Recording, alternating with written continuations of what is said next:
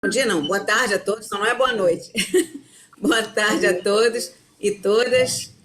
Vamos começando. Eu sei que tem gente chegando, mas a gente vai começando, depois o pessoal pega o iniciozinho na gravação. Agradecendo a presença de vocês. E eu vou começar direto, que a gente tem muita coisa para discutir hoje. O nosso tema de aula é desafios e avanços na doença de Chagas. Então, eu já vou começar aqui com compartilhando a minha tela. Vocês estão vendo a minha tela? Sim. Pergunta? Sim. Tá bom. Eu deixei ela assim só em 2/3 de tela para poder ver um pouquinho vocês e também para verificar eventualmente se a gente precisa de alguma coisa. Ou então não. Vou direto para a tela cheia. Bom, então hoje já é a nossa segunda aula e dentro da programação estamos avançando. Desafios atuais e avanços na doença de Chagas. O nosso roteiro de aula, que eu chamo de spoiler, vai trabalhar com 3 grandes momentos. Um primeiro momento que eu chamei de esquenta, que é o que a gente vai fazer logo no início. Um segundo em que a gente vai trabalhar a questão dos desafios e o terceiro que a gente vai trabalhar a questão dos avanços. Tá? Espera só um minutinho que eu fiz. Deixa eu ver aqui o que eu posso fazer. Eu tenho que botar isso para cima.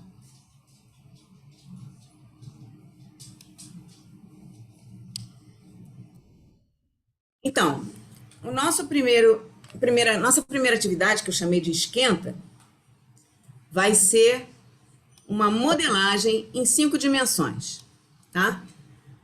O que é uma modelagem em 5 dimensões? A gente vai fazer uma escultura. Na realidade, a gente vai fazer, por enquanto, 64 esculturas, que é o número de pessoas que estão presentes na sala, né? Uma escultura das nossas ideias, uma escultura de ideias. Eu trouxe esse gráfico para vocês verem aqui, que é um gráfico publicado num site que fala sobre aprendizagem através de art science, de ciência e arte, em que ele mostra justamente que quando a gente fala de palavras, pontos, desenhos numa única dimensão, a gente está falando de um ponto, de uma palavra, né? Quando a gente já coloca 2 dimensões no plano, numa folha, né, a gente já está falando na dimensão x, y. E repara que aqui no nosso eixo y, ele tem aqui compreendendo, significando e aplicando, tá? Então, quando a gente está aqui com 1 ou 2 dimensões, a gente está compreendendo. Com 3 dimensões também a gente está compreendendo. 3 dimensões já vão ser os objetos. E aí, 4 dimensões é quando a gente inclui o tempo, o movimento, o som, ou qualquer coisa que nos ative outro sentido além da visão, né? Então, por exemplo, um aroma, né? um gosto, né? Então, tudo isso aqui já vai nos dar a 4ª dimensão. E aí, repara que aqui no eixo Y, além de compreender, a gente vai significar um pouco mais, né? E aí tem o que ele chama de 5 dimensões, em que a gente, além disso tudo, a gente usa um símbolo, né?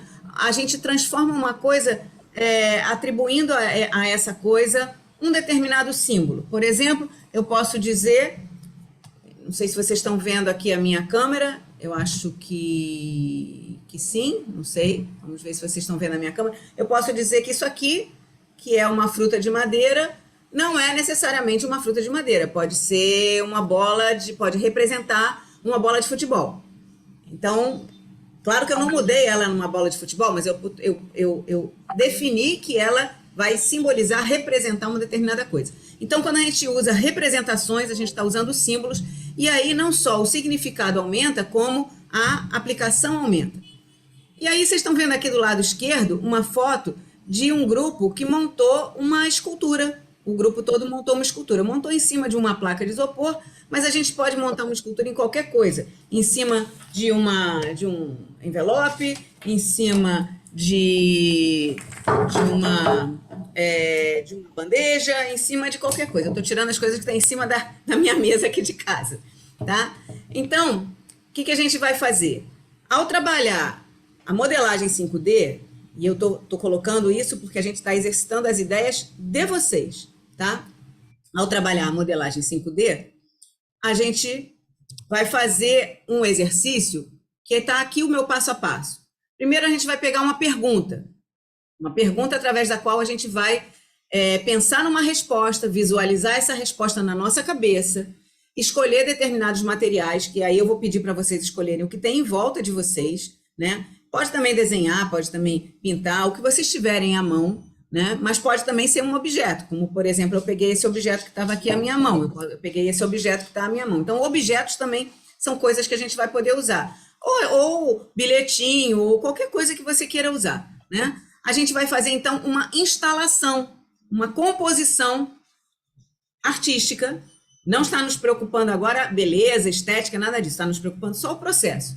E aí a gente vai construir um modelo ou um desenho daquela resposta que a gente fez para a pergunta, que a gente deu para aquela pergunta. O importante é esse processo, tá? Depois tem isso aqui é o agora. Depois tem tudo que a gente pode fazer depois, que é dar um título para a nossa obra, definir o que significa cada elemento da obra e refletir sobre aquilo, tá? Vocês estão pensando que é uma coisa complicada, mas não é, tá? Eu vou propor aqui para vocês uma pergunta mobilizadora. A pergunta vai ser: como é que você se sente? E aí tem 2 tipos de pessoas dentro do nosso curso, tá? Opa, desculpa.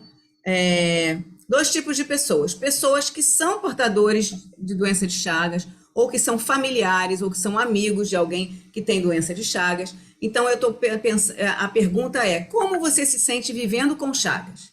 Se você é portador, é familiar, ou é amigo de alguém que vive com Chagas, tenta pensar nessa resposta. Como é que a pessoa se sente, como é que eu me sinto vivendo com Chagas?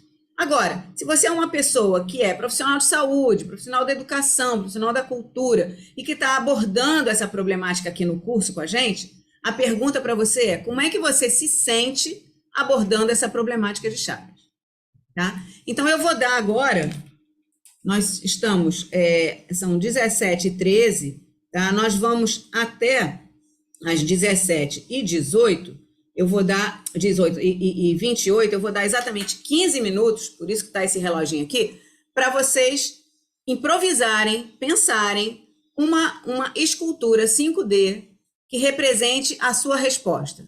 Vamos lembrar, a pergunta é: vivendo com Chagas, como você se sente vivendo com Chagas, se você for portador, e como você se sente abordando a problemática de Chagas, se você for profissional.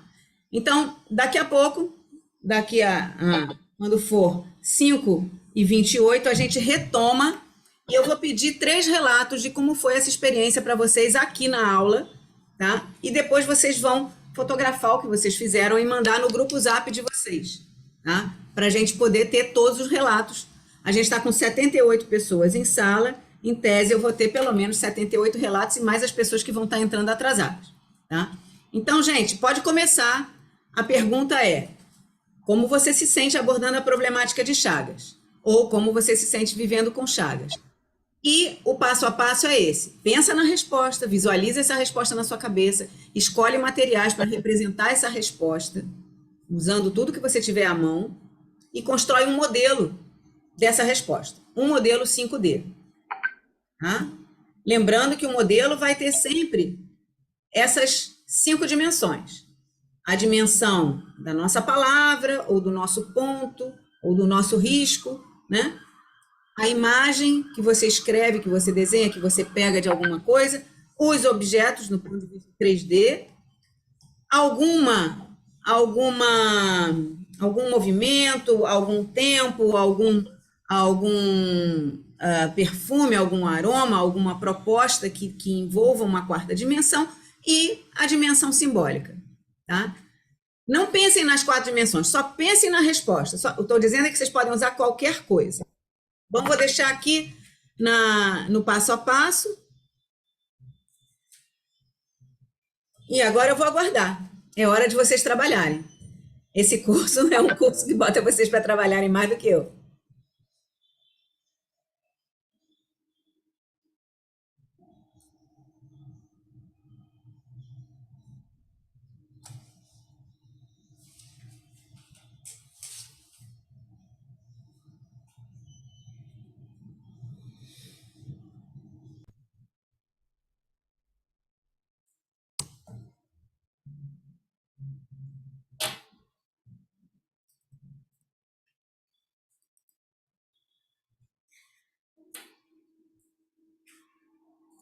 Quando a primeira pessoa concluir, me avisa, e aí a gente vai começando a mostrar os resultados.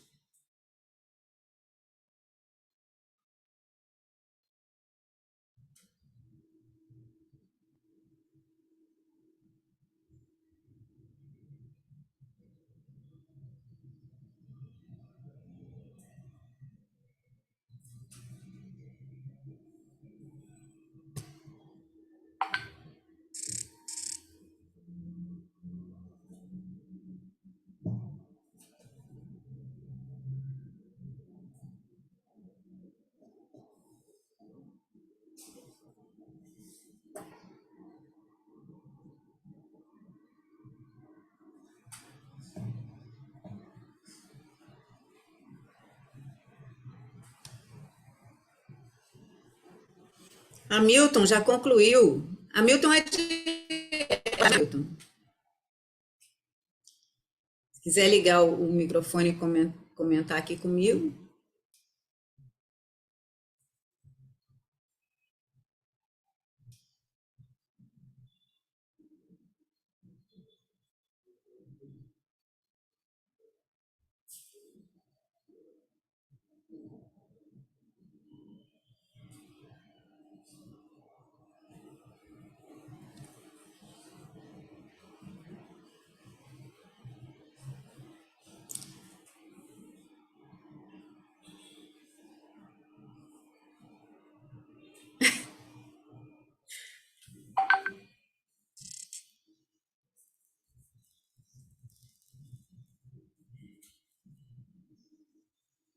Rita, por favor, abre o microfone do Hamilton. Ele disse que está tentando abrir, mas que a gente tem que permitir.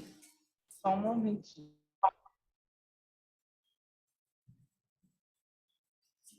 Vamos esperar o resto do pessoal fazer, mais 5 minutinhos a gente começa a conversar.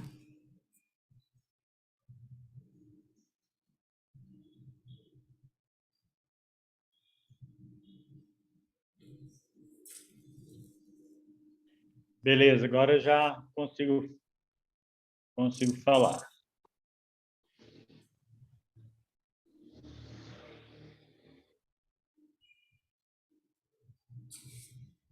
Então, quem terminar, fotografa aí Você está me e ouvindo? manda. Estamos ouvindo, Hamilton. Depois eu mando a foto, porque eu não dou conta de ir lá, porque eu estou no celular, aí eu não consigo ir lá fotografar sem sair, exige muito de mim. Tá bom, não precisa não. Fotografa com o celular quando você puder. Já temos alguns. Como a gente tem cinco grupos aqui, eu só vi resultado por enquanto no grupo da região norte.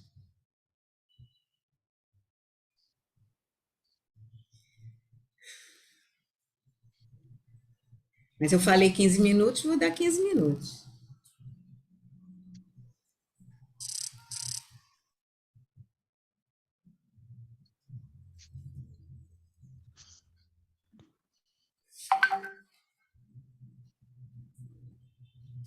Edneia, você levantou a mão, você quer perguntar alguma coisa? Abre o microfone. A gente só pede para quem não estiver falando fechar o microfone.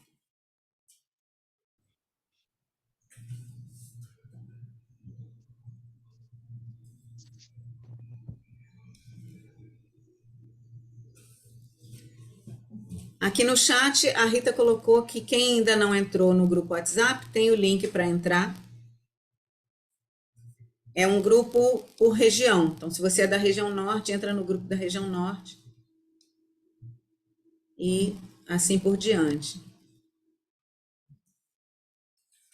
Pode descrever sem desenhar? Pode. Pode. Pode gravar um áudio sobre isso, se você quiser. Também é uma instalação. Pode fazer uma música, se você quiser. O importante é que você pense sobre isso e expresse de uma maneira, da maneira que você quiser. Mas a proposta da expressão visual tem a ver com o modo visual da gente lidar com as coisas, né?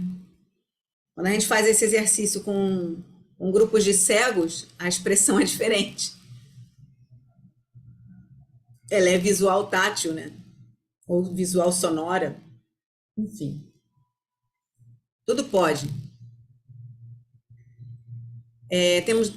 Acho que temos 2 inscritos com a mãozinha levantada, Edneia e Vânia. Liga seu microfone e fala, ou Edneia ou Vânia. Pode perguntar, ou pode falar, comentar.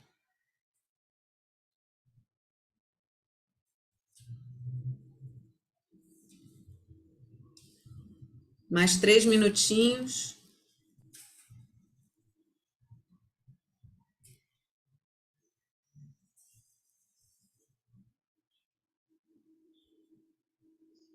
Estou até tendo tempo de olhar o chat.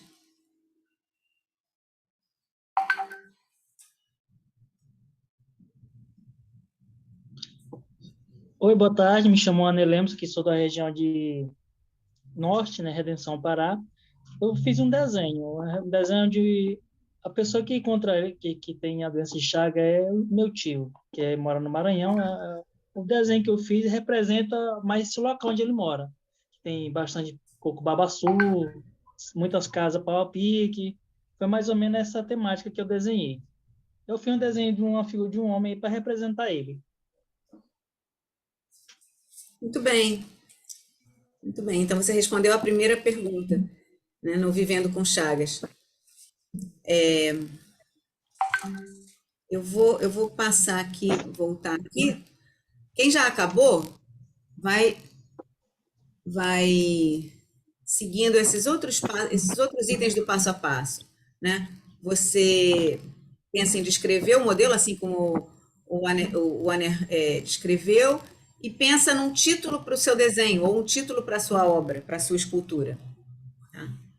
E depois puxa uma setinha, ou faz uma lista, do que significa cada elemento do modelo. Então, o Vanner, por exemplo, ele botou a casa, né? Por que botou a casa? O homem, por que botou o homem? Ele já disse para a gente, é o tio dele, que é a pessoa afetada, e ele com o sobrinho.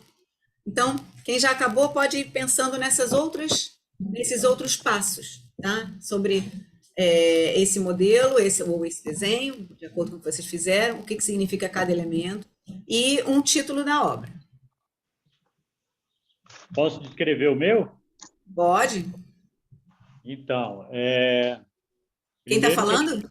Hamilton, Goiás. O meu tem um suporte que é verde, a base que é verde, que é um negócio de colocar prato, né? Tem uma plantinha, uma jiboia. Debaixo da jiboia tem um porta-retrato com uma foto minha que estava aqui. Tem um arranjo de flores do cerrado. É um copo de água, o copo ele é com flores, é um copo que foi da minha avó. Tem um sininho, tem uma essência de flor de laranjeira e uma chave do meu carro. Aí eu fiz essa composição.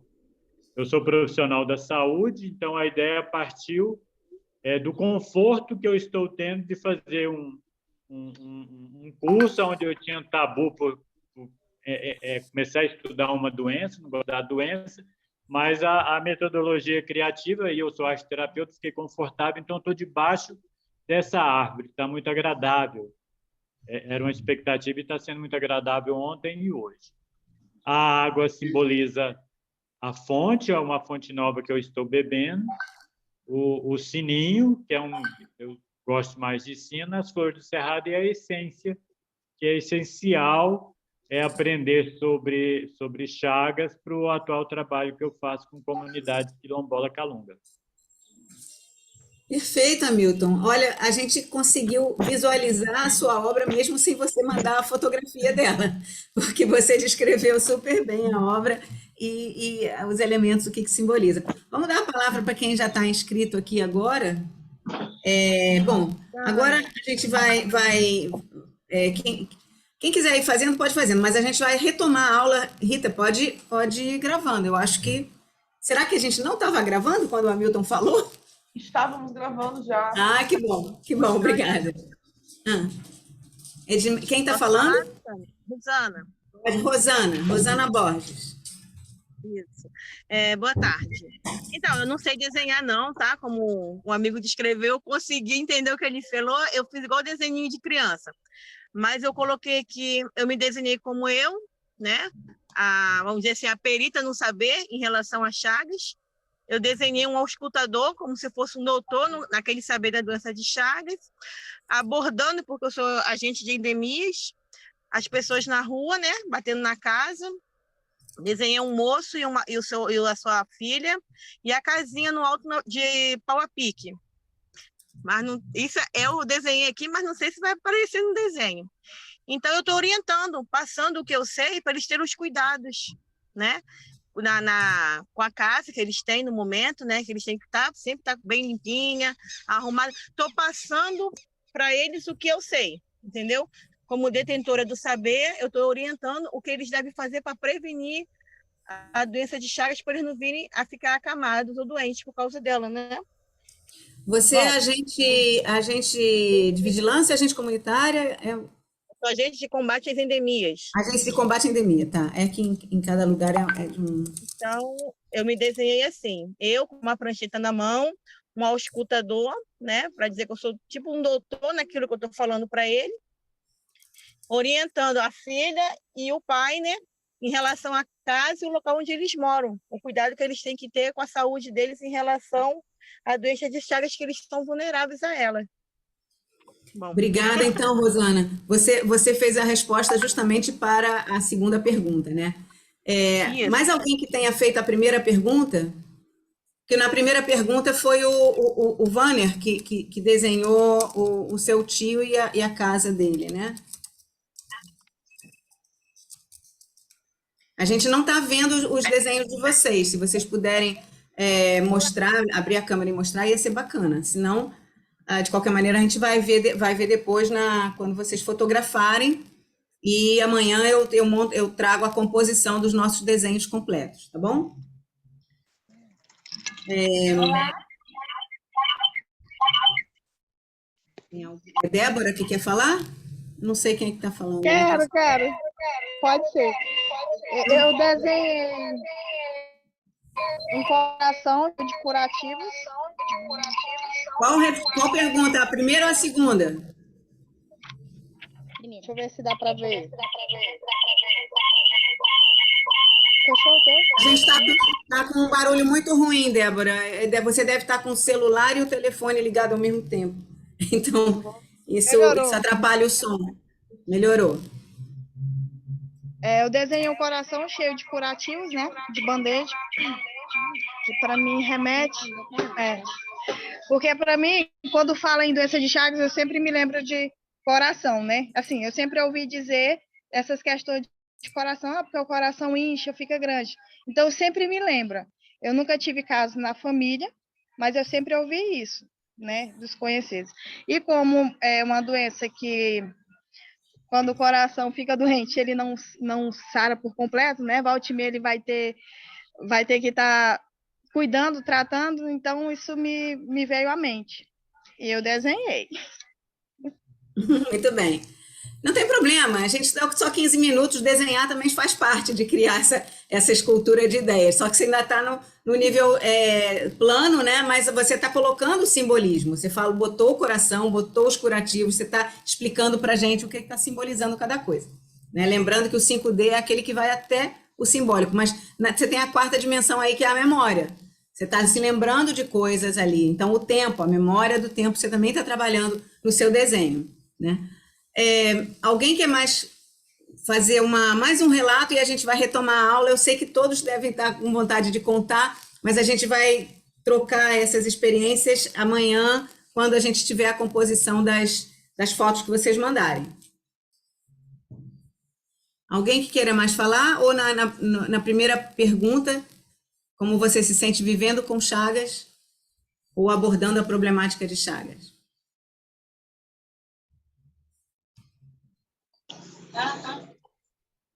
Edneia, ligou o microfone, fale.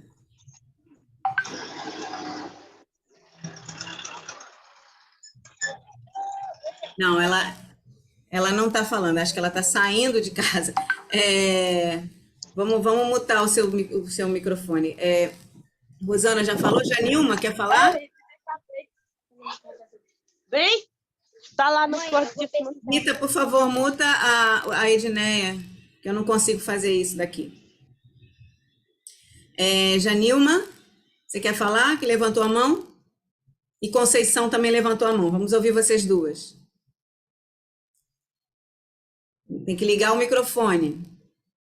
Pronto. Conceição. Pronto. Primeiro eu queria desculpar por chegar atrasado. Professora, eu não vou participar nada, porque eu estou saindo. Eu também sou agente de endemias. O que me remeteu foi a minha sogra, né? Que todas as vezes que eu levava a médica, dizia que ela era Chagas. Então, ela sempre tinha a questão do coração, e também foi também que me lembrou também, né? Que o coração dela estava sempre com problema, né? E por ela morar, nessa época ela morava, quando mais jovem, ela morava na roça, né? Como ela sempre me dizia, ela não sabe como ela pegou, né? Mas ela só sabia dizer isso, que ela era Chagas, né? E ela morreu por conta disso também, né? Que o coração dela estava sempre grande, ela dizia que o coração estava grande, foi também que me remeteu também foi isso, a questão do coração, né? E a questão também da localidade, né? De onde ela morava. É isso que eu tinha que acrescentar. Eu tentei até fazer um desenho, né? Mas não deu. Não, tudo bem, tudo bem. Bom, eu sei que vários querem falar, a gente ainda está com pessoas inscritas aqui, mas a gente deixa isso para um outro momento, quando a gente possa ver o conjunto das composições. A Janilma, que estava inscrita, pode falar, você estava inscrita antes, pode falar, Janilma. Tá dando para ouvir? Diga de onde você é também. Redenção, Pará. Eu sou agente comunitário de saúde, né? O meu contato com a doença de Chagas é muito pouco, né? Graças a Deus, até o momento, eu não tenho nenhum paciente ainda no meu setor, na minha área, microárea. E eu desenhei um avião com suporte. No caso, a minha definição seria essa. Eu sou o avião, pois eu tenho a capacidade de levar a informação correta para o paciente, portador da doença de Chagas. E o suporte é o SUS, que possibilita dar o tratamento correto para o paciente. Olha que interessante. Você é o avião. O avião. E o suporte é o SUS. Agora, eu vi que você mandou a foto, né? Você você fotografou. Não está muito boa foto, não, mas dá para ver mais ou menos.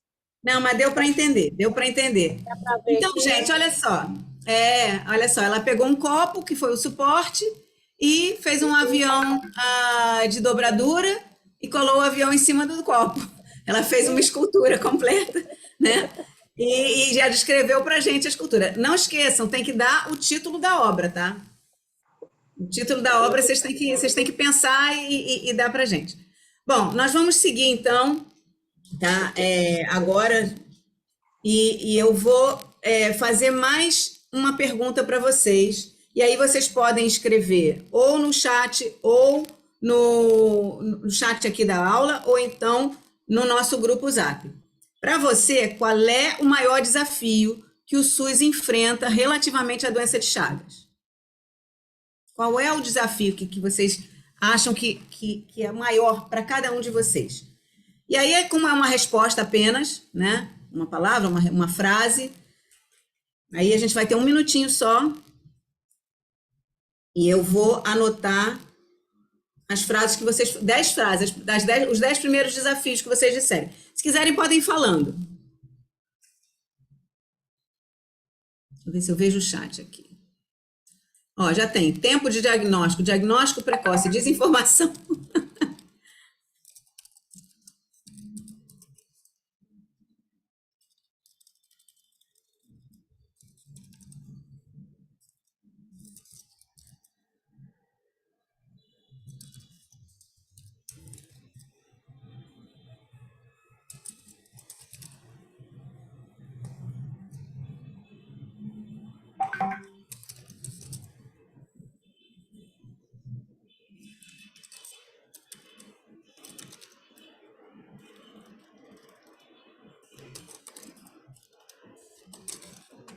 Eu não vou conseguir escrever tudo aqui. Mas o que nos interessa é que a gente vai fazer depois uma nuvem de palavras com isso. Silêncio da doença. Acessibilidade. Vão continuando a escrever, cada pessoa fala do seu desafio, porque como a aula é de desafios, e eu vou falar pra caramba aqui agora com vocês, eu queria realmente ouvir um pouco vocês sobre isso tudo. Então, a gente teve aqui tempo de diagnóstico, desinformação, pessoal capacitado, conhecimento, tratamento e responsabilidade. Bom, aí tem que ver de quem. Resultado de exames, prevenção, silêncio da doença, acessibilidade e muitos outros desafios que vocês estão descrevendo aí. Tá? Então, nós vamos aqui começar a abordar esses desafios. E eu queria começar com esse gráfico que vocês estão vendo, que mostra o número de pessoas vivendo com Chagas, tá? Então, no eixo Y aqui, esse eixo que sobe, nós vamos de 250 mil até 2 milhões de pessoas, onde nós temos o nosso país, o Brasil, como o país que mais, aqui no mapinha, né, o país que tem maior número de portadores de doença de Chagas, em seguida pela Argentina, pelo México, Bolívia, Colômbia, Estados Unidos está aqui no segundo grupo. A Espanha está no terceiro grupo. Tem um grupo aqui rosa, né, que é um grupo que tem menos de 100 mil pessoas, né, e um grupo azulzinho que tem poucas pessoas, né, menos de 1.000 pessoas.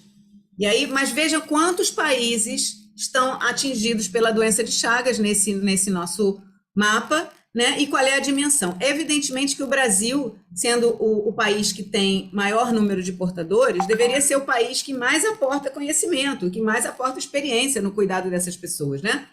É a nossa responsabilidade. É claro que a gente está aqui falando de números absolutos, de número total de pessoas vivendo com Chagas. E eu estou falando vivendo com Chagas, não estou falando morrendo com Chagas.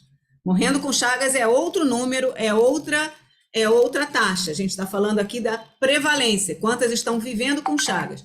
Não estamos falando ainda da mortalidade. E também, um outro desafio muito importante é que é uma doença que é transmitida por várias vias diferentes, né? Então, vocês sabem, por exemplo, a Covid, ela é transmitida de pessoa a pessoa por gotículas, né? Via aérea por gotículas, mas a doença de Chagas tem pelo menos 4 vias diferentes. Primeiro, o inseto, né? O barbeiro, o triatomínio, né, que ele se alimenta de sangue na pessoa e depois ele defeca com formas infectivas, formas contaminantes, que é o principal modo de transmissão. Depois da mãe, a mãe grávida, se ela estiver infectada, ela pode transmitir para o filho, né? Também por transfusão ou por transplante, se aquele sangue estiver contaminado ou se os órgãos transplantados estiverem contaminados. Isso aconteceu muito no Brasil, atualmente não acontece mais, porque nós temos um controle de sangue, mas isso acontece nos Estados Unidos muito, porque os bancos de sangue americanos não fazem controle para a doença de Chagas, né? E também acontece por ingestão de alimentos contaminados com inseto vetor. Ontem na aula o pessoal falou da contaminação do açaí, contaminação de alimentos, né? Chagas é considerado uma DTA, doença de transmissão alimentar.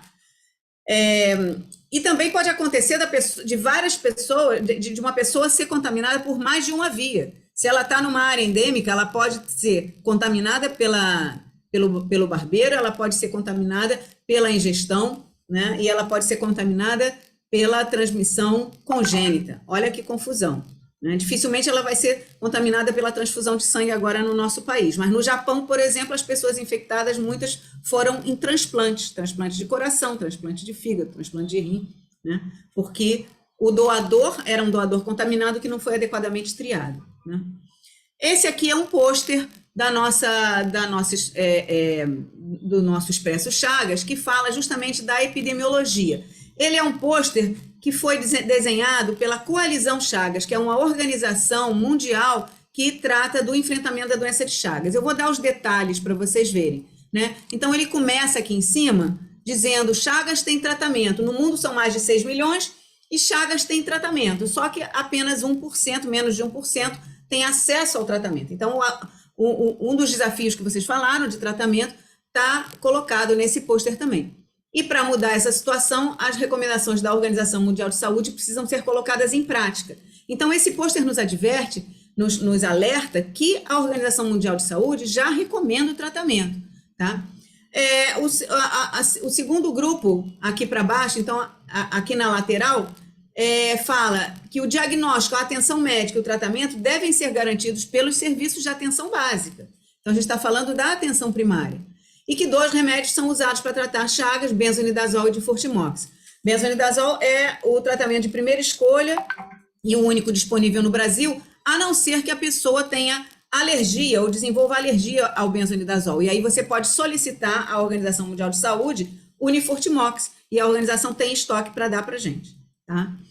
Na parte esquerda do pôster, ele registra as evidências médicas, né? Então, a Organização Mundial de Saúde recomenda o tratamento independente do estágio da doença, tá? Na fase aguda, na fase intermediária, na forma intermediária e na fase crônica já com sintomas, né? O tratamento é 100% efetivo em crianças recém-nascidas, então você pode tratar uma criança recém-nascida, e em casos agudos e em crianças altamente infectadas. É o único estágio em que o tratamento é 100% efetivo. Mas em adultos, né, ou em jovens com a doença crônica, quanto mais cedo se iniciar o tratamento, maior é a probabilidade de reduzir o risco de complicações.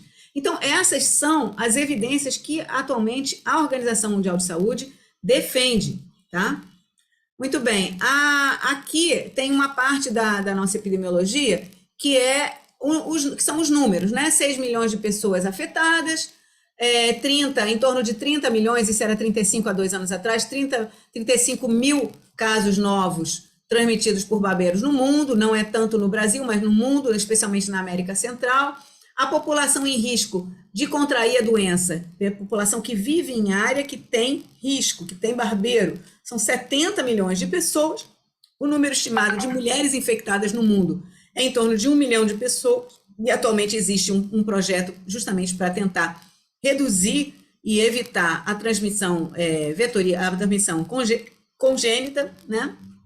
E o número de crianças nascendo com essa infecção é em torno de 6 mil por ano, né? Que é muita gente, muita criança nascendo infectada e tendo que tratar como criança, tá? Agora, no Brasil, o que aconteceu? Em 2006, nós recebemos o certificado da Organização Pan-Americana de Saúde da eliminação da transmissão da doença de Chagas pelo inseto vetor domiciliado. Ou seja, não é qualquer transmissão que foi eliminada. Foi eliminada a transmissão por Triatoma infestans, né? Apenas pelo Triatoma infestans. Só que como é que diz? A manchete que saiu é eliminar a transmissão da doença de Chagas, como se apenas a eliminação da transmissão pelo Triatoma infestans fosse suficiente. Então, o que nós tínhamos? E esse é o dado que levou a esse certificado, né? Nós tínhamos infestação domiciliar de triatomas, que foi caindo, esse gráfico está em logaritmo, então é 10, 100, 1000 e 10 mil, né? Então, a infestação domiciliar foi caindo, os triatomas não estavam mais infestando as casas. A incidência, essa segunda curva aqui, em crianças de 7 a 14 anos, foi caindo drasticamente. A gente está falando aqui entre a década de 80 e a década de 2000, então é de 20 anos atrás. E depois, a taxa de mortalidade também foi caindo, né? Na década de 80 e na década de 90. Então, isso significava que a transmissão estava sendo controlada no Brasil e, por isso esse certificado.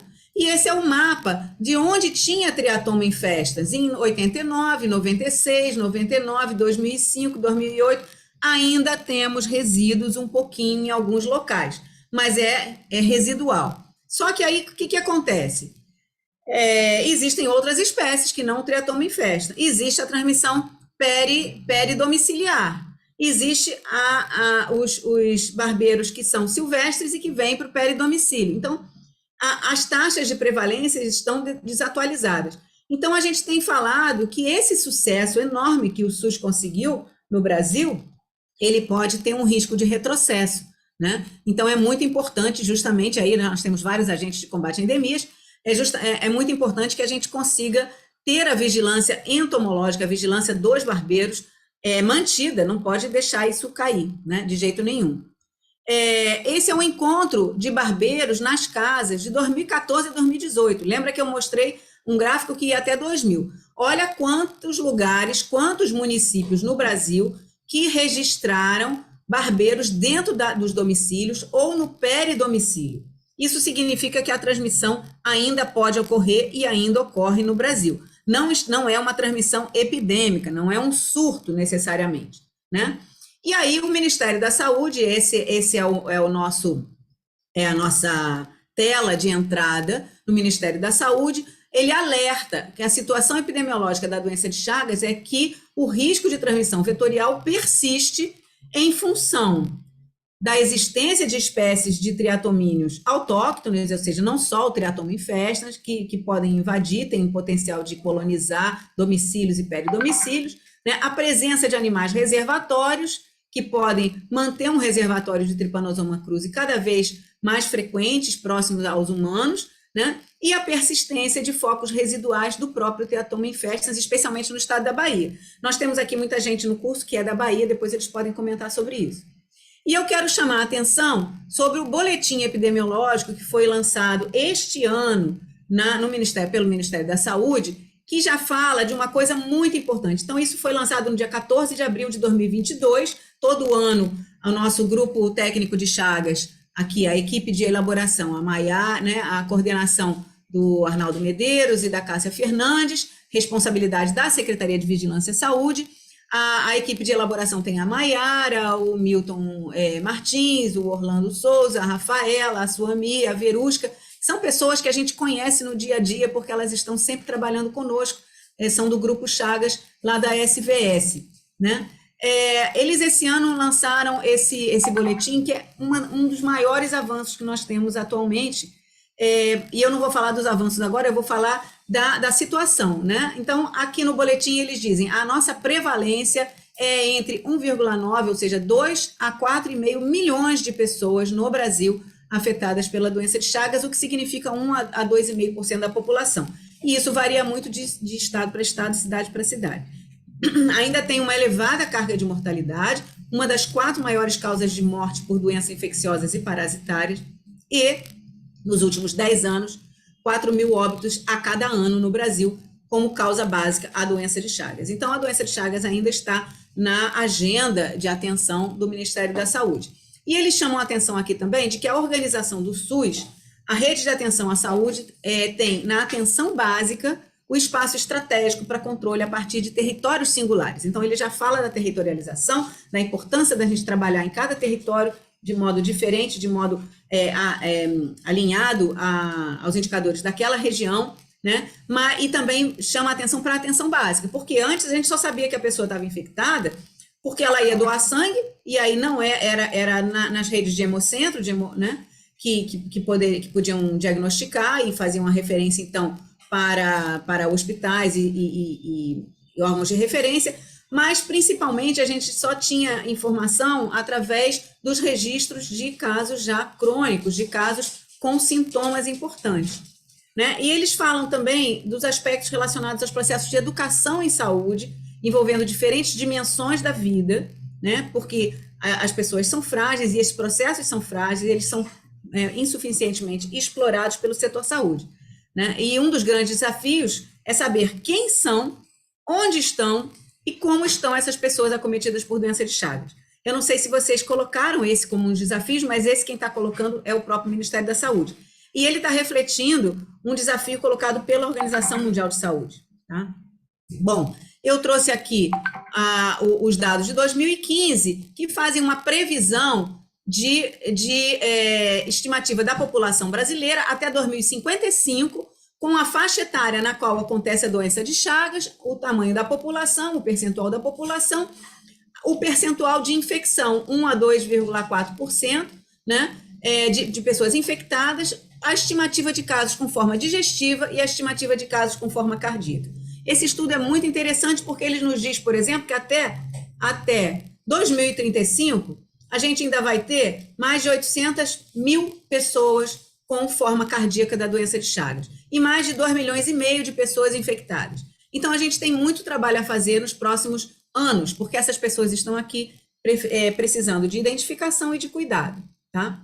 Bom, Geralmente as pessoas não sabem bem o que são 2 milhões de pessoas, o que são 800 mil pessoas, e a gente trouxe aqui 2 a 3 milhões de pessoas, são nada mais, nada menos do que 38 maracanãs lotados. Um maracanã a gente sabe, né? 78, quase 80 mil pessoas cabem dentro de um estádio de futebol, pelo menos no estádio do Maracanã aqui no Rio de Janeiro. Então, a gente teria um número de cardiopatas, 10 maracanãs lotados. Então, você tem mais ou menos 40 maracanãs de pessoas infectadas e 10 maracanãs de pessoas com a doença do coração. Alguns disseram, lembro de Chagas, lembro do coração. Por quê? Porque uma parte importante das pessoas que têm doença de Chagas desenvolve doença cardíaca, né? Nesse trabalho, eles desenvolvem um novo índice de vulnerabilidade para a doença de Chagas. Se alguém já conhecer esse índice, escreve aí no chat, tá? É um índice muito interessante, porque é um índice composto. Toda vez que você tem um índice, né, de 0 a 10, ou de 0 a 1, você sabe como é que está você pode acompanhar a evolução de um processo que é um processo lento.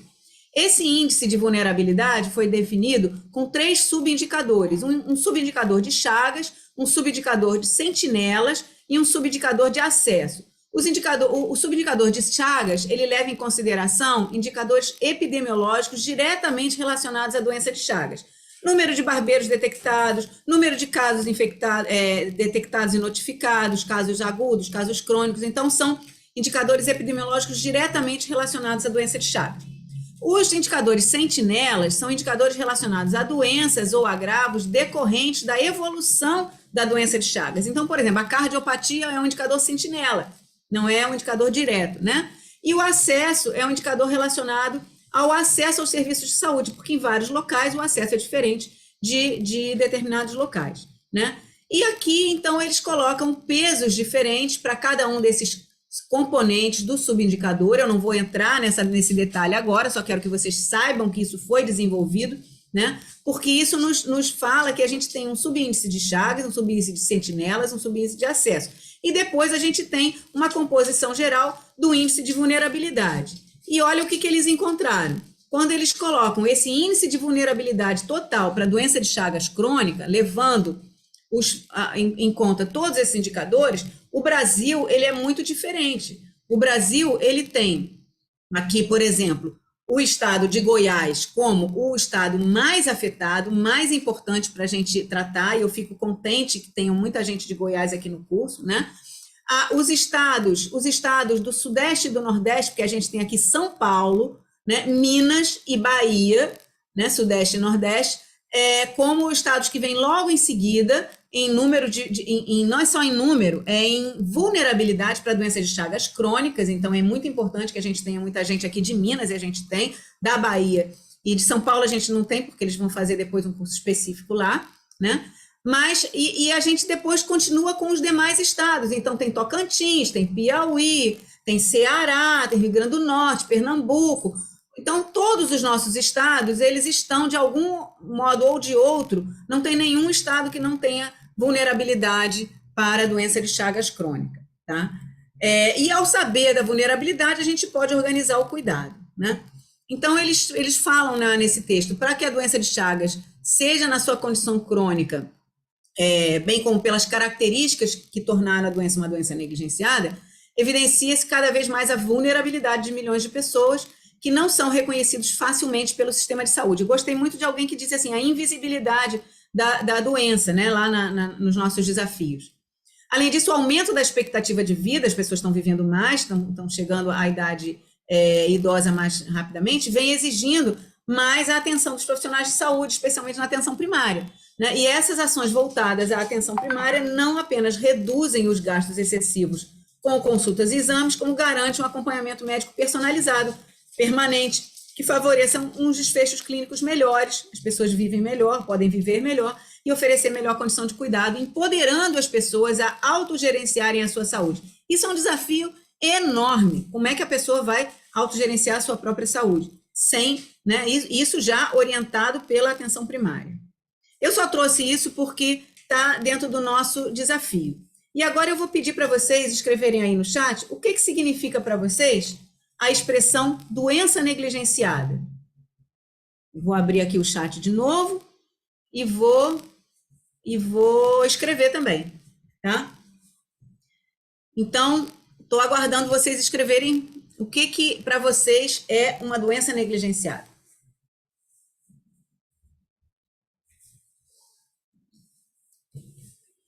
Uma doença sem importância, uma doença sem valor, é uma...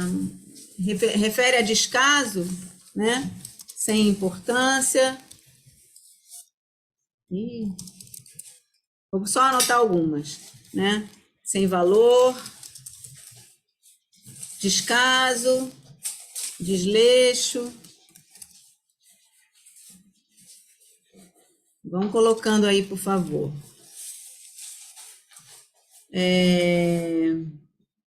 Doenças que podem ser evitadas. E aí elas são negligenciadas e não são evitadas, né?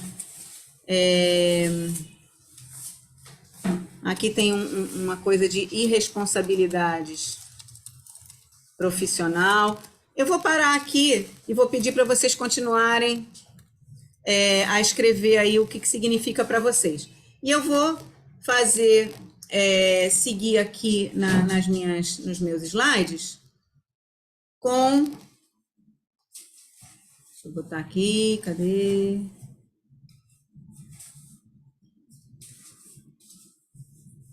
Oh, caramba. Às vezes eu tenho dificuldade de abrir de novo esses...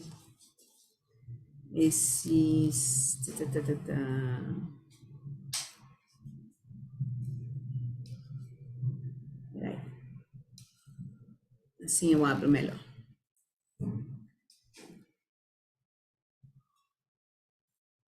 Eu coloquei aqui 10 dimensões que eu considero, isso aí sou eu, Tânia, tá? Tentando juntar 10 dimensões de negligência. A primeira dimensão é quando a indústria farmacêutica não investe e não faz medicamento. Nós só temos 2 medicamentos, tá? Foi daí que surgiu o termo doença negligenciada. Ela é negligenciada pela indústria farmacêutica, pela grande indústria farmacêutica internacional, né? Então, você não tem AstraZeneca fazendo... não tem Pfizer fazendo medicamento para doença de Chagas, né? A segunda grande dimensão é quando os financiadores da ciência não investem em pesquisa de doença de Chagas. Vocês viram quanto que foi investido em Covid, por exemplo, agora, né? Ou quanto é investido em câncer, né? Os tratamentos de câncer estão aparecendo. Ao longo do tempo, a gente foi vendo aparecer. Por quê? Porque estão financiados, né? A terceira dimensão é quando ela é uma doença global, e eu mostrei o mapa, né? Mas os efeitos e os investimentos são desiguais. Ou seja, você não tem uma política no mundo inteiro para tratar dessas pessoas da mesma maneira no mundo inteiro, ainda que tenha recomendações da Organização Mundial de Saúde. Não tem políticas iguais, porque os investimentos são iguais e os efeitos são desiguais, e os efeitos são também desiguais. A quarta dimensão é o acesso. Não basta ter medicamento, a pessoa tem que conseguir chegar ao medicamento, né? As UBSs, as unidades básicas de saúde, têm que ter acesso a esses medicamentos e tem que saber quais são as pessoas que podem, que precisam usar aquele medicamento num determinado momento. E eu estou falando só de medicamento parasiticida, tá? Eu estou falando do medicamento tripanocida, que é o benzonidazol ou unifurtimox, que são como se a gente usasse um antibiótico para bactérias, né? Nesse caso, é um tripanocida e só tem 2. A quantidade de antibiótico que nós temos para as doenças infecciosas bacterianas é muito maior, né? Então, esse baixo acesso aos medicamentos. Nas UBS, geralmente, não tem o medicamento disponível, a não ser que você solicite ao Ministério da Saúde ou solicite, ou à própria OMS, né? Uma quinta dimensão é a baixa visibilidade da doença em políticas públicas de saúde. Então, você não vê campanha, você não vê dia nacional, você não vê as atividades acontecendo. Então, a gente precisa aumentar essa visibilidade. A sexta dimensão é quando você tem evidências muito pouco fortes para embasar essas políticas de saúde. E, com isso, sem evidências fortes, sem pesquisa forte, sem evidência forte, você tem políticas que não são tão importantes quanto necessário.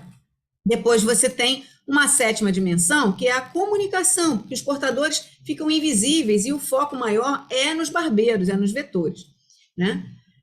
A oitava dimensão é uma falta de biomarcadores de progressão da doença. Como é que a gente vai saber se através do exame de sangue a gente só consegue diagnosticar sim ou não, tem ou não tem. A gente não sabe em que fase que está, por exame de sangue, a gente precisa da clínica, e a evolução clínica depende de muitos exames que não são necessariamente um indicador de em que fase a pessoa está, né? A nona dimensão é a visão de que quem são negligenciadas são as populações afetadas e não a própria doença. Então, a doença, mesmo quando ela é estudada, às vezes tem gente que estuda, a gente vê isso muito nas universidades, estudantes que estão estudando a doença de Chagas e nunca viram um portador, e não tem noção ainda da própria dimensão da doença. E as populações afetadas são negligenciadas. E, finalmente, tem uma 10ª dimensão que é de ensino, né? Quando os profissionais de saúde estão desatualizados, né? Ou então estão se formando sem conhecimento sobre a doença de Chagas. Vou dizer para vocês, a minha filha se formou médica há 2 anos atrás e ela teve uma tarde para ser apresentada a doença de Chagas. Foi tudo que ela aprendeu sobre a doença de Chagas, foi uma aula, e mesmo assim ela não se sente competente para identificar, para diagnosticar, para tratar, nada disso na sua prática médica, e ela é de atenção básica, né? Então, eu vou só começar a comentar aqui essas dimensões, né? A primeira é a questão da grande farma não ter. Então, esse por exemplo, é um panfleto da DNDi, que é uma iniciativa para desenvolver medicamentos para doenças negligenciadas, não só Chagas, mas outras doenças, né? Na primeira e na segunda dimensão dessa negligência, vocês vejam aqui, eu trouxe uma tabelinha que mostra o número de artigos publicados com câncer. Você tem 4 milhões, com doença de Chagas você tem 16 mil, isso ao longo do tempo, tá? Tuberculose, você tem 270 mil artigos publicados, 6% de todo o conhecimento publicado em relação a doenças infecciosas, e doença de Chagas só tem 0,3%. Né? Também, quando você vai fazer ensaios clínicos de teste de novos medicamentos e de novas abordagens, para câncer, por exemplo, você tem 85 mil estudos, para malária, 1.200 estudos, para doença de Chagas, 75 estudos. Então, essa pouca pesquisa em doença de Chagas é a segunda dimensão da nossa negligência. A terceira é a ideia do problema global, mas desigual. Então, reparem aqui, de novo, aquele mapinha muito desigual. Agora, a importância de 21 países da América Latina serem endêmicos para a doença de Chagas, né? A quarta dimensão é o acesso ao tratamento. A cada 100 pessoas, aqui você tem 100 pessoas, apenas uma tem acesso ao tratamento antiparasitário, né? A quinta dimensão é a invisibilidade e a necessidade do diagnóstico. Todo mundo falou diagnóstico precoce. É isso. Você tem 100 pessoas infectadas que já fizeram o diagnóstico, 70% a 80% dessas pessoas estão na fase indeterminada, elas estão sem sintomas. Então, realmente, a doença fica invisível. E se você não tiver como tratar essas pessoas, ela vai evoluir, em algum momento vai evoluir, né? Então, aqui está em azul mais escurinho, estão os 20% a 30% que desenvolvem a fase crônica da doença. Na fase crônica, desenvolvem sintomas ou não, mas desenvolvem doença. Às vezes você tem uma pessoa com doença cardíaca que não tem sintoma, que de repente cai dura, né, com morte súbita, ou desenvolve uma síncope, ou desenvolve algum problema sem ter nenhum sintoma anterior, né? E mais, dentro essas pessoinhas aqui, azul mais escuro, a gente tem diferentes fases de gravidade. A cardiopatia, ela vai da fase A até a fase D. A, B1, B2, C e D. Ou seja, é uma evolução muito clara e a gente não tem um diagnóstico muito fácil sobre isso. Um exemplo dessa invisibilidade, eu trago aqui, é um jogador de futebol, não sei se vocês conhecem, o Everton Costa, que teve que se aposentar aos 29 anos. Ele não sabia que era portador da doença de Chagas. Ele nasceu em 1986, né? A minha filha mais velha nasceu em 1982, então ele é mais novo que a minha filha, né? O último inquérito nacional terminou em 1980, então não pegou ele. O inquérito em crianças era de 0 a 5 anos, de 2000 a 2008. Ele já tinha mais de 5 anos nessa época, ele nunca foi testado.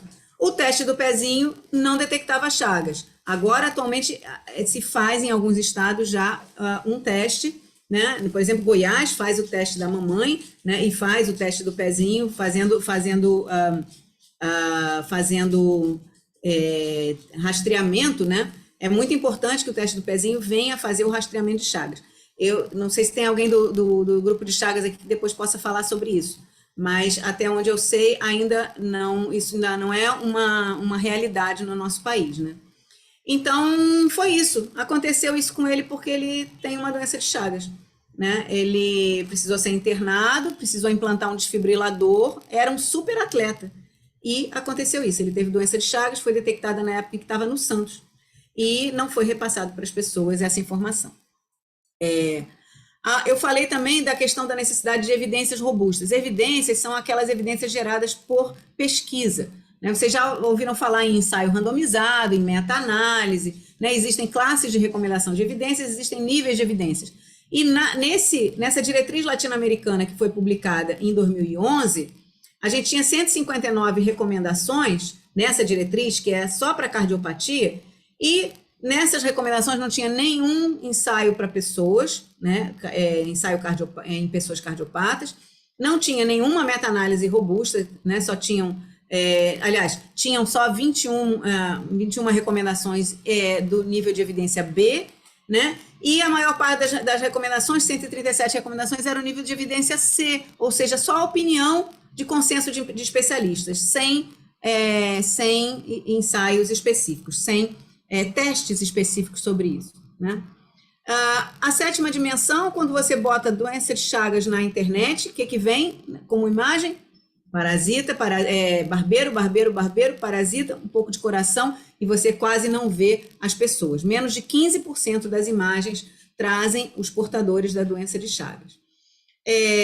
Então, essa é a sétima dimensão. Os barbeiros estão sempre em evidência, mas as pessoas estão com pouca evidência, né? A oitava dimensão é a falta de biomarcadores. Então, isso aqui, gente, ao longo de 200 meses, qual é a sobrevida das pessoas que têm cardiopatia do tipo A. Repara que quem tem cardiopatia no estágio A, não é tipo, do estágio A, elas vivem bastante. Quem já está avançado para o estágio D, elas morrem antes de 100 meses. Tá? No estágio C também tem uma mortalidade em torno de 20%. Agora, o estágio B tem em torno de 17%, 18% de mortalidade em 200 meses. Então, é muito importante a gente detectar as pessoas quando elas estão no estágio inicial, ou na forma indeterminada, ou no estágio A ou no estágio B da doença de Chagas. Tá? Bom, então, fechando aqui os desafios, a gente tem esses múltiplos determinantes, né, das doenças negligenciadas, tanto os determinantes sociais relativos à habitação, ao tipo de trabalho, ao baixo salário, a uma alimentação pobre em nutrientes, né? E também tem os determinantes biomédicos, que são as relações parasita-vetor-pessoas, reservatório, doenças, terapias, atenção à saúde e resiliência. Ontem, quando nós fizemos aquele exercício sobre as dimensões, a dimensão biomédica, onde a maioria botou as suas palavras na dimensão biomédica, mostra que a gente tem dado mais atenção aos determinantes biomédicos do que aos determinantes sociais da doença de Chagas. Ainda que determinantes sociais tenham sido atacados, sim, por exemplo, com o programa de habitação. E ontem a Beth falou sobre a entrega de casas do programa de habitação, né? Então, a questão das casas, a questão dos salários, a questão da alimentação e a questão da educação, eu não sei porque eu esqueci a educação aqui, é um outro determinante social importante, né? E o desafio que a gente tem numa infecção pelo tripanosoma, em que o hospedeiro vai responder, ele vai responder com uma inflamação e com uma resposta imune específica. E aí vai entrar, então, o equilíbrio, a resposta dele a esse sistema, né? De modo geral, 70% fica em forma indeterminada, bem equilibrado, ainda que seja com carga parasitária. Então, você vai ter diagnóstico parasitológico, vai ter PCR positivo para tripanosoma nas pessoas crônicas.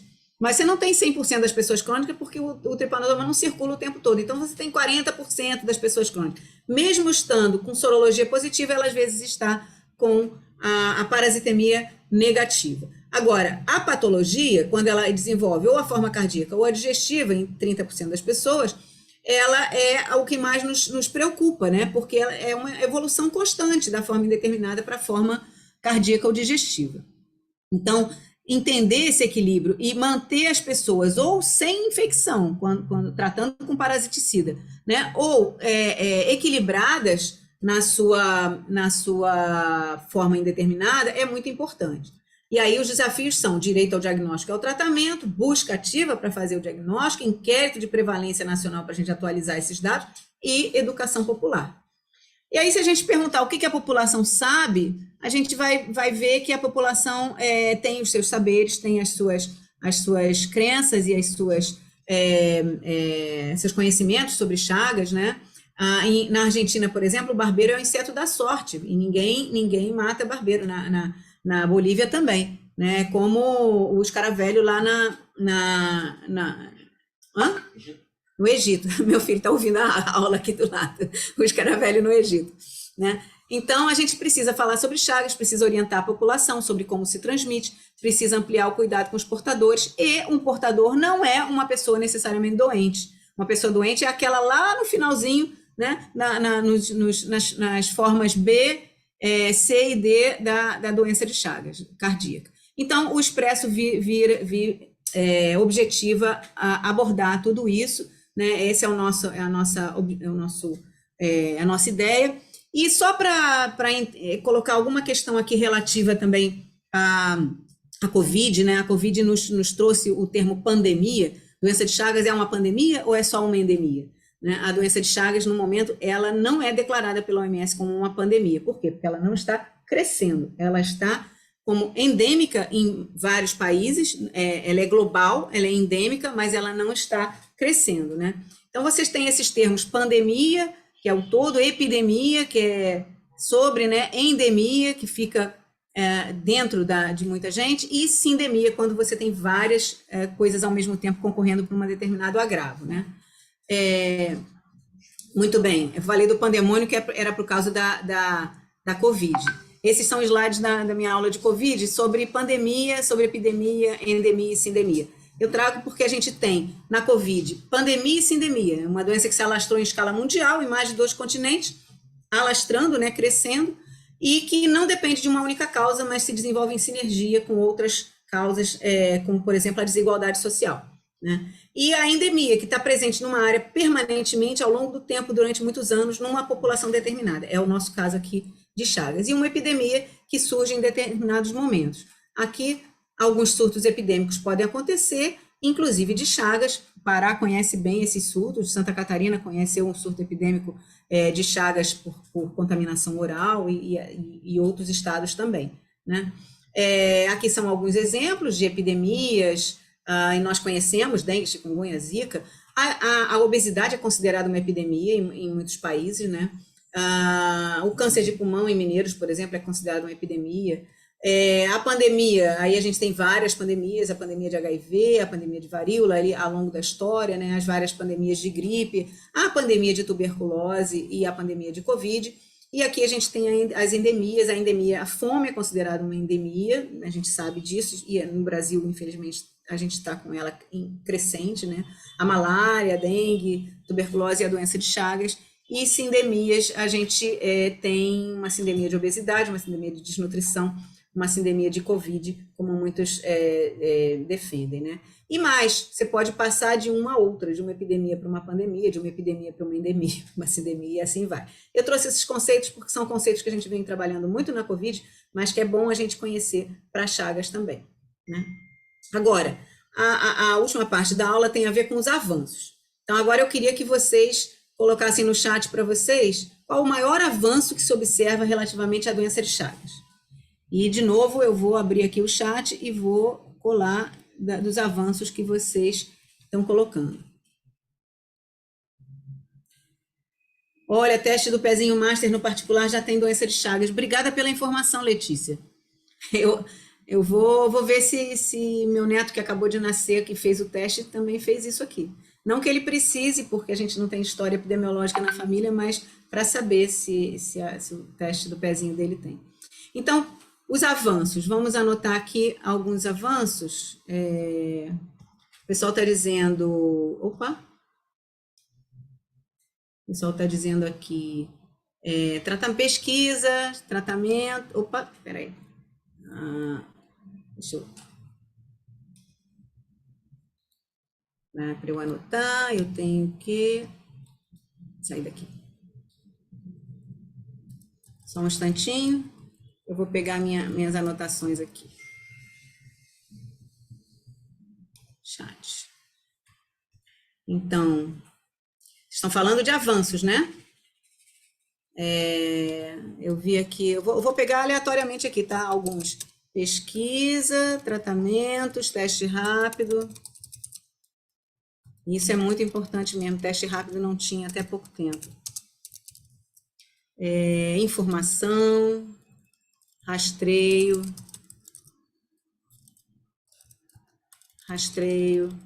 Enfim, vai ser bom depois poder pegar com você notificação dos casos crônicos. Isso é um super avanço.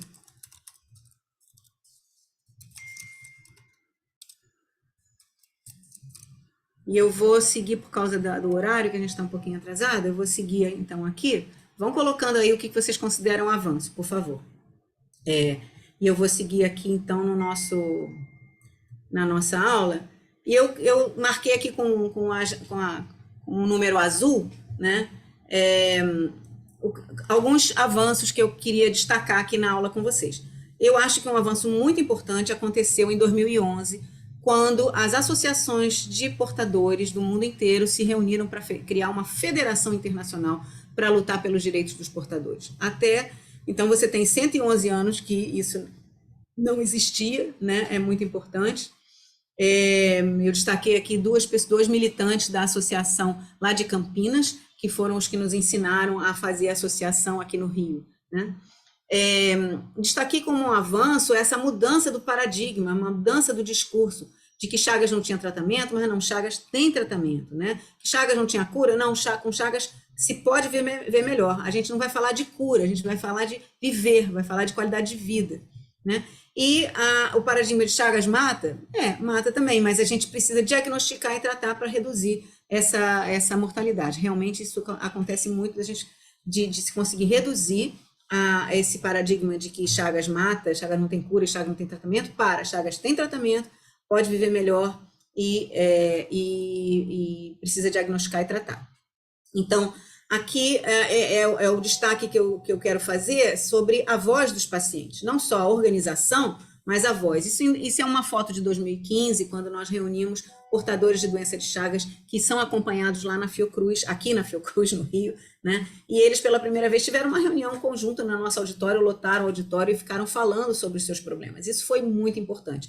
A partir daqui, a gente fez todo um desenvolvimento, a gente montou um curso, falamos de Chagas com Ciência e Arte, e fizemos 2015, 16, 17, 18, 19 esse curso, até que, nesse processo, foi criada a Associação Rio Chagas em 2016.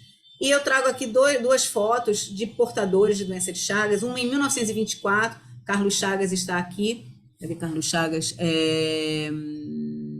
Carlos Chagas está aqui, de branco, tá? Ele reuniu os pacientes na escadaria do hospital, ele estava recebendo a Academia de Medicina para avaliar os estudos sobre a doença, porque não acreditavam naquilo que ele estava falando, naquilo que ele estava descrevendo, né? E aqui, essa foto de 2016, no dia da criação da Associação Rio Chagas, também lá na Fiocruz, os pacientes têm uma outra postura, eles estão empertigados, eles estão unidos, eles acabaram de criar a sua organização, e isso foi extremamente importante. Então, são duas fotos emblemáticas na mesma instituição, né? E essas associações, então, em todo o mundo, já tem, são muitas associações, né? Várias associações em todo o mundo, a gente tem um vagão só para tratar dessa questão das associações, e eu queria mostrar para vocês um pouquinho, espera aí que eu vou ter que botar o som, desculpe. Vou fazer com som para vocês ouvirem uma coisa que eu acho muito importante, que é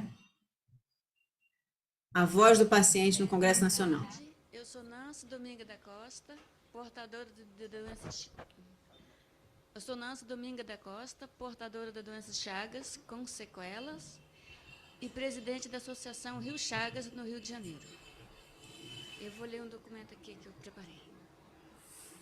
Eu não vou esperar toda a leitura, não. Depois eu passo para vocês esse vídeo. Em nome da Rio Chagas e de todas as associações de portadores de doenças de Chagas a oportunidade de estar aqui nos fazendo representar. Essa foi a primeira e a única audiência pública que o Congresso Federal fez sobre doença de Chagas. Ela foi um pedido de Médicos Sem Fronteiras, e aqui a gente tem a Vitória, Médicos Sem Fronteiras. Nós tínhamos o secretário da SVS, que era o Júlio Croda, que estava aqui, tínhamos a Fiocruz representada, e tínhamos 2 portadores, uma de Pernambuco e uma do Rio de Janeiro, levando a voz lá para o Congresso Federal. Então, eu queria mostrar isso para vocês, depois eu passo esse vídeo, o link do vídeo para vocês. Essa é uma atividade da associação, no nosso caso aqui da Associação Rio Chagas. Não tem pesquisadores aqui reunidos, eles estão apenas os militantes, os portadores de doença de Chagas, seus familiares. Aqui tem um aluno nosso que tá ajudando, que é o Eric. O Eric, vocês vão ver, volta e meia, ele no Expresso, porque ele que desenhou esses personagens todos, né? Aqui vocês têm as várias associações de doenças infecciosas negligenciadas, criando o Fórum Social Brasileiro para o Enfrentamento das Doenças Infecciosas Negligenciadas, né? A Rio Chagas presente, mas muitos outros presentes. Há necessidade de união para fortalecer, né? Aqui em 2017, aqui em 2018, teve também 19, 20, 21 e 22, vai ter em 22, durante o Meditrop, em Belém, a reunião do Fórum. A reunião do Fórum, o Fórum faz várias atividades, faz cursos de lideranças para enfrentamento das doenças, reúne leishmaniose, reúne hanseníase, reúne Chagas, enfim, várias doenças que são negligenciadas, né? E eu queria destacar também como um avanço o nosso PCDT Chagas. Bota aí, por favor, no chat quem nunca ouviu falar do PCDT Chagas, porque é muito importante que vocês conheçam, porque levou 118 anos para a gente ter um protocolo clínico e diretrizes terapêuticas para a doença de Chagas aprovado no Ministério da Saúde. E isso é um super avanço importante. No Expresso, nós temos 2 pôsteres sobre o PCDT e nós destacamos a recomendação de tratamento com o benzonidazol. Muita gente, em Minas, quando nós estivemos, as pessoas nem conheciam a caixinha do benzonidazol produzido pelo Lafep. Elas lembravam do Roxagan, mas não conheciam o benzonidazol do Lafep, né? Às vezes, médicos que estiveram conosco não conheciam isso também, em plena área endêmica, né? E o PCDT, ele traz uma recomendação importantíssima, que é o rastreamento contra a invisibilidade, né? Ele recomenda identificar na população geral quais são os indivíduos assintomáticos ou com síndromes clínicas inespecíficas que apresentam uma condição de interesse, que é, no caso, da doença de Chagas, tomando como referência o impacto individual relativo ao tratamento etiológico, ou seja, vai ter um benefício se essa pessoa for identificada e for tratada. Então, recomenda-se o tratamento em pessoas com presente de fatores de risco associados ao risco de exposição ao Trypanosoma cruzi. E que fatores são esses? O PCDT recomenda rastrear indivíduos com fatores de risco e gestantes sem sorologia prévia com fatores de risco. Então, fatores de risco é o principal da gente identificar. E o PCDT aponta 5 fatores de risco.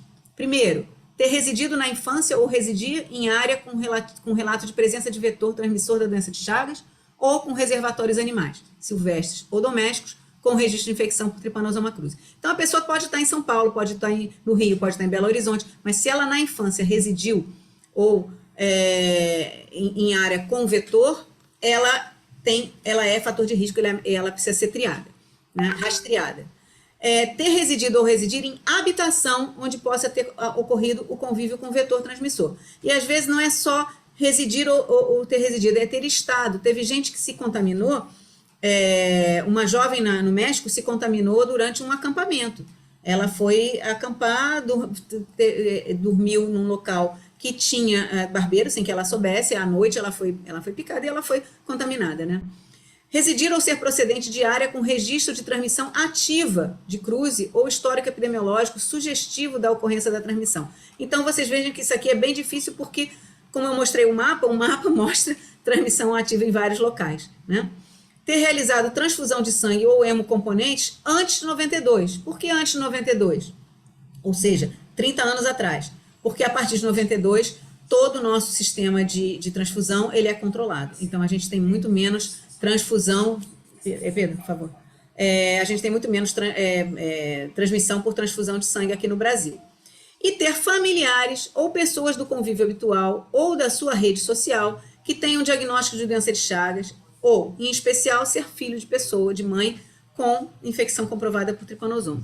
Então, ter familiares significa que você visitou aqueles familiares em algum momento, que você conviveu com eles em algum momento, então você pode ter, não que o familiar passe para você, mas você pode ter convivido com ele em determinados momentos e por isso você está dentro dos fatores de risco, tá? Eu quero trazer aqui um gráfico que talvez vocês não conheçam, que é o acompanhamento por 15 anos e a probabilidade de sobrevida. A sobrevida de doadores de sangue soronegativos, ela é maior do que a sobrevida de doadores de sangue soropositivos. Repara que aqui cai a nossa sobrevida para, não é muito não, tá? A sobrevida de 100%, né, pessoas que morreram ao longo de 15 anos, né, em torno de 3% morreram, porque é normal morrer, né, todo mundo, mas a mortalidade foi maior em doadores que eram soropositivos. Então, a importância do diagnóstico. Quem doa sangue está bem de saúde, né, gente? Isso está publicado nessa referência de 2017, né? E eu já falei porque procurar os positivos, todo mundo tem direito a saber dessa sua condição clínica e adotar medidas para minimizar os danos, né, que podem acontecer. Se as pessoas com doença de Chagas não diagnosticadas, elas geralmente são uma população uma população bem desfavorecida, né? E o diagnóstico pode levar a investigações adicionais sobre cardiopatias, né? Sobre estágios iniciais da doença, melhores cuidados, né? Além disso, se a gente encontra uma pessoa positiva, a gente pode fazer o rastreamento na família dela, o rastreamento na localidade dela e ampliar o acesso às pessoas a partir daquele indivíduo positivo, né? E a detecção de casos de doença de Chagas em qualquer idade vai contribuir para outros diagnósticos da doença naquele contexto, como eu falei para vocês, familiar, social ou comunidade. Bom, dentro do PCDT, eles fazem essa recomendação, que não deve fazer rastreamento em qualquer pessoa, ou seja, só a pessoa com fator de risco que deve rastrear, né? Essas recomendações se aplicam à população assintomática, não precisa estar com sintoma para ser rastreado, né? E elas têm o risco, se você identificar pessoas positivas, elas têm risco de desenvolver complicações, ainda que essa complicação seja lenta, isso nos favorece de poder encontrá-las numa fase que a gente pode tratar. Então, o benefício do rastreamento pode ser bem significativo, tá? Eu falei do banco de sangue, as pessoas positivas, doadores de banco de sangue que foram soropositivos, que foram tratados com benzonidazol depois do diagnóstico, tem o mesmo tipo de perfil de mortalidade que as pessoas soronegativas. Já as pessoas soropositivas que não foram tratadas, têm uma mortalidade maior ao longo de 720 meses, né? São 2 anos aqui, né? Então, não só o benefício de saber quem é soropositivo, como o benefício de tratar quem é soropositivo, tá? Então, por isso, os PCDT recomendam o tratamento, né? O benzodiazol deve ser acessível na rede de serviços. E para a liberação do medicamento, não precisa comprovação sorológica, né? Então, se vocês têm ali algum tipo de recomendação, peça a liberação do medicamento. Não há necessidade de apresentação de exame complementar, como o eletrocardiograma ou ecocardiografia. Então, isso está escrito no PCDT, isso é super importante, né? E você tem recomendação de tratamento para Chagas agudo, indeterminado, crônico, e apenas a cardíaca avançada é que tem uma recomendação de não tratar, porque já está, ela precisa ser tratada como cardiopatia, né? E não apenas como doença infecciosa. Bom, isso acontece também para megaesôfago e megacólon, também tem uma recomendação de tratamento em vários casos, não necessariamente em todos. Eu trouxe aqui uma foto para vocês, experimental. Esses são os nossos camundongos que a gente trabalha aqui. Os infectados com doença de Chagas, estão vendo aqui todo o sistema digestivo aumentado, e aqui os tratados com um determinado tratamento experimental que a gente estava testando, tá? Eu quero tocar esse vídeo para vocês, porque é o quinto, para mim é o quinto destaque que eu queria fazer de avanço. Esse vídeo foi feito por Médicos Sem Fronteiras, junto com a Associação Rio Chagas, em 2019. Para uma campanha para instituir o Dia de Chagas.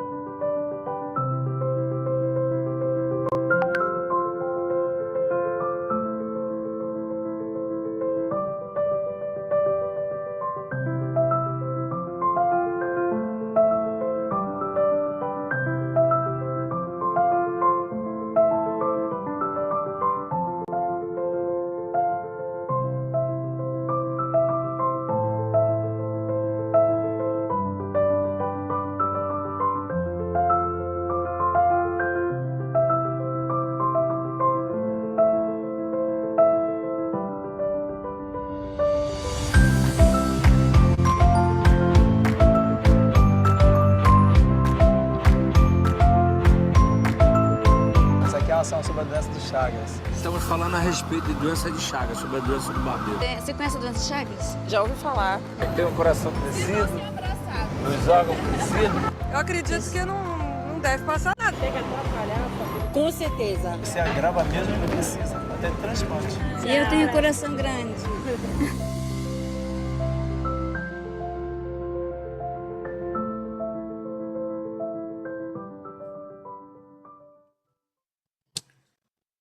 Eu sempre me emociono quando eu vejo esse vídeo. O sucesso dessa campanha mundial que foi feita foi, com mais de 10 mil assinaturas organizada pela Fim de Chagas, foi conseguir que a Organização Mundial da Saúde mudasse, então, o foco do barbeiro para os portadores, em 2019, fazendo esse Dia Mundial de Chagas, que é o 14 de abril. Isso foi notícia naquele ano, 2019, e aí, em 2020, foi o primeiro ano que a gente ia comemorar em abril. O que aconteceu? Veio a pandemia. E aí a pandemia atrapalhou um pouco a nossa ocupação, teve que ser feita alguma coisa pela internet, mas ao longo dos anos foi crescendo o número de atividades no Dia de Chagas, na Semana de Chagas, no mês de Chagas, e agora em 2022 já levamos até enfim, a internet e um pouco atividades gerais do Dia de Chagas, né? Eu trouxe aqui só alguns exemplos, e detectar, notificar todos os casos para derrotar a doença de Chagas foi o mote desse ano, né? Então, cada ano se tem as mensagens-chave, um chamamento para ação conjunta, né? Em todo o mundo, né? E várias iniciativas, como, por exemplo, a camiseta, vestir a camiseta de Chagas, gravar vídeos sobre Chagas, e tudo isso são iniciativas importantes.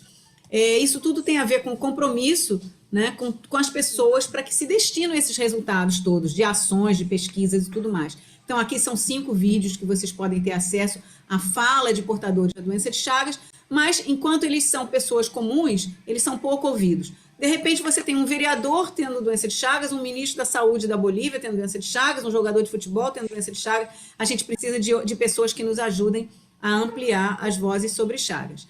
E aí tem uma série de organizações que estão tentando se reunir nesse processo, né? Informações gerais sobre doença de Chagas vocês podem encontrar no portal de doença de Chagas lá da Fiocruz. E eu queria encerrar com um poema. E aí depois eu já estou atrasada aqui 10 minutos na nossa aula. eu queria encerrar com um poema, né? Perguntas. Entre tantas mortes de gente, de bicho, de mata, como ficas? Entre tantas mortes de sonhos, de futuro, de esperança, como ficas? Entre tantas mortes de direitos, de conquistas, de cidadania, como ficas? Entre tantas mortes de ciência, de artes, de informação, como ficas? Ficas em silêncio? Consegues ouvir os passos da morte? E os gritos dos que morrem? Ficas paralisado? Consegues assistir direitos sendo derrubados? E mentiras sendo contadas? E vidas sendo desprezadas? Ficas calado? Consegues engolir as lágrimas choradas, os sangues derramados, as vozes silenciadas, as dores banalizadas? Como ficas? Sentes fome? Fome de comida, de amor, de justiça, de esperança? Ficas alienado? Os teus olhos veem? O teu coração sente? O que a tua palavra diz? O que a tua alma pede? Entre tantas mortes, como ficas? Isso foi um poema de Adriana Smith-Zatsky, em outubro de 22, em plena pandemia de Covid. Né? Desculpe, 22 não, em outubro de 2020. A gente não chegou a outubro de 2022. Em outubro de 2020. E eu achei que ela se aplicava a esse contexto que a gente está falando de olhar, de ver, de sensibilizar pessoas através de determinadas tecnologias sociais. Eu trouxe essa imagem, que é uma imagem da nossa equipe olhando ao longe lá o Minas, né, através das suas montanhas. E com isso eu queria agradecer e dizer que a gente vai mandar essa apresentação para todos vocês, a aula vai ficar gravada, e quem quiser se expressar através dos grupos apps e aqui do nosso chat, sempre pode. Para variar, a gente vai deixar mais uns 10, 15 minutos aberto aí o microfone, se vocês quiserem comentar alguma coisa. 1h30 é muito pouco para a gente interagir de fato, ainda mais assim, de norte ao sul do país, com 100 pessoas na sala, mas é isso que eu queria conversar com vocês hoje, dividir com vocês hoje, para a gente poder seguir o nosso curso o mais engajado possível, com arte, com ciência, em defesa do direito à saúde das pessoas afetadas pela doença de Chagas no nosso país e no mundo. Obrigada. Então, se alguém quiser falar, nós temos a Janilma, temos o Rui com a mãozinha levantada. Pode abrir o microfone. O microfone. Doutora, boa noite. Boa noite, André. Tema muito bom, mas é um tema muito extenso. Eu acho que deveria ser assim, uma duração maior, porque é muita coisa, muito rápido. Entendeu? A gente vai fazer, cada dia que a gente fizer um vagão, a gente vai voltar ao tema desse vagão. Hoje era um geral, não é para assustar vocês não, era só para ter o geral, desculpe. Então, eu gostaria muito que a senhora, na próxima, quando acabasse esse programa, fizesse uma força para ver se a Fiocruz abre uma pós-graduação para a gente se desenvolver nesse trabalho. É uma coisa muito boa para se trabalhar. Gostaria muito de fazer, entendeu? Seja bem-vindo, a gente já tem essa pós-graduação. Pô, me avisa, pelo amor de Deus, que eu estou querendo entrar nessa, porque para mim é um bom desenvolvimento. Adoro fazer pesquisa. Então, a gente vai vai divulgar para vocês a nossa pós-graduação. Toda a nossa equipe que está aqui, ou ela está fazendo mestrado, ou está fazendo doutorado, ou fez doutorado com a gente nesse trabalho. Esse é um trabalho de pesquisa, de vários laboratórios. Eu faço pós-graduação em diagnóstico laboratorial, mas eu gostaria muito de aprofundar mais isso, juntar o útil ao agradável. Estou gostando muito, muito bom, a senhora é muito conceituada. Eu espero que tenha um congresso para a gente discutir isso mais ainda, se Deus quiser. Muito obrigado e tenha uma boa noite. Obrigada. O congresso onde a gente discute isso é o MEDTROP, o Congresso de Medicina Tropical, cuja reunião está prevista para novembro, em Belém. Eu não sei, talvez tenha algumas coisas online, mas ele é um congresso presencial. E, enfim, é o congresso organizado pela Sociedade Brasileira de Medicina Tropical. Tá? Em Belém vai ser... De avião. Pois é. O virtual às vezes é mais fácil. Nós temos a Cristina Carrazone, que está aqui na sala, que é uma grande companheira, fundadora da primeira associação de doença de Chagas do Brasil, a de Pernambuco, 30 anos de experiência com a associação. Fala, Cristina. Que bom que você está Prazer aqui. enorme, Tânia. Um prazer enorme estar com vocês, estar com todos. Parabéns pela aula. Era só a título de sugestão mesmo, de trabalhar um pouco a logomarca do 14 de abril. Essa foi uma logo fruto da última reunião, da última assembleia das associações que fazem parte, filiadas à Fim de Chagas. Eu compartilhei no nosso grupo a imagem. Foi uma imagem muito discutida, desde as cores, tudo tem um porquê. Então, por que as cores, por que a imagem? Então, ficou muito interessante trabalhar, e nós temos trabalhado ela em sala de espera. E as respostas são muito boas em cima da logo. Então, era só a título de sugestão, Tânia. E parabéns. Excelente sugestão. Uma delícia. Obrigada, Cristina. A gente vai ter amanhã, gente, a gente já entra no Expresso. Então, a aula de amanhã é a aula da estação Lassance, que foi onde foi descoberta a doença de Chagas. Ou da estação, não sei qual. Vocês vão me dizer qual deve ser a estação em Pernambuco, qual deve ser a estação no Pará, qual deve ser a estação em Tocantins, se é Lassance ou se é outra. A gente vai ter que ver. Então, e depois da estação, a gente vai ter a próxima aula de quinta-feira, é sobre o vagão 1, que é associações. É exatamente isso que a Cristina falou. Quais são os símbolos que a gente tem que trabalhar? Como que a gente pode trabalhar esses símbolos? Então, o exercício que a gente fez no início da aula, de trabalhar símbolos, de construir imagens a partir do nosso imaginário, a partir das nossas perguntas, a partir das nossas respostas, né? Ele é muito importante. E esses símbolos, eles se expressam em campanhas, eles se expressam em marcas, eles se expressam em coisas que a gente vai distribuir pelo mundo, né? Espalhar pelo mundo. A alegria também, né? Então, as próximas 2 aulas são essas 2. E depois, a cada aula, a gente vai ter um vagão diferente, onde, André, a gente vai trabalhar diferentes temas. Então, de novo, associações, depois diagnóstico, descobertas, determinantes da saúde, biomédicos e sociais, a casa, a saúde única, o bem-estar com aromaterapia e outras coisas que a gente pode fazer. Gostei que teve alguém que fez uma escultura 5D no início, em que ele botou uma essência. Nós temos aqui um pesquisador que trabalha com aromaterapia e essências. Ele certamente vai entrar em contato com você sobre essa questão das essências. Dona Amélia quer falar alguma coisa, Dona Amélia? Está aqui presente? Ela é a presidente da Associação de Chagas da Bahia.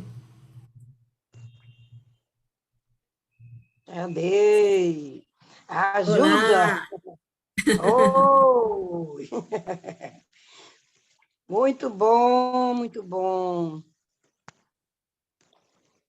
Então, muito obrigada pela presença de todos vocês. E vamos combinar que a gente se encontra amanhã às 5 horas da tarde. Peço que vocês tentem chegar um pouquinho antes, porque muita gente tem dificuldade. Ah, olha a Dona Amélia aí. Dona Amélia, seu microfone está fechado. Liga o microfone.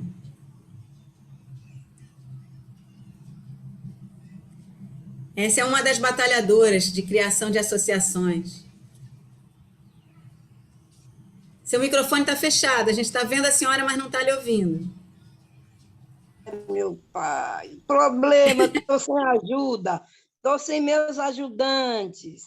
Mas agora a gente está lhe ouvindo, tá bom? Tá bom? Então, eu gostei muito, falando principalmente do diagnóstico e sobre o teste do pezinho, que muita gente não sabe ainda.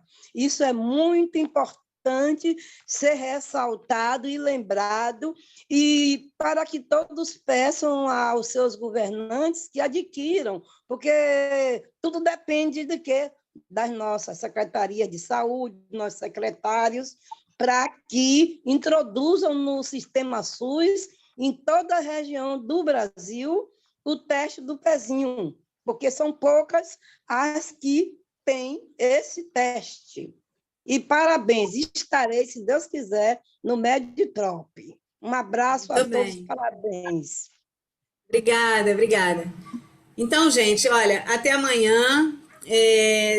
Lembrem sempre que a gente tem pouco tempo, a escolha de fazer um curso de 1h30 foi difícil, todo mundo tem atribuições, trabalho, estudo, família para cuidar, então, por isso ele é curtinho. Eu já extrapolei aqui 19 minutos do meu tempo, o que não é muito recomendável, mas eu não consigo desligar essa aula de vocês. Então, um beijo, até amanhã, 5 horas da tarde. Entrem 5 minutinhos antes para a gente ter todo mundo na sala logo no início e poder aproveitar bem nosso tempo.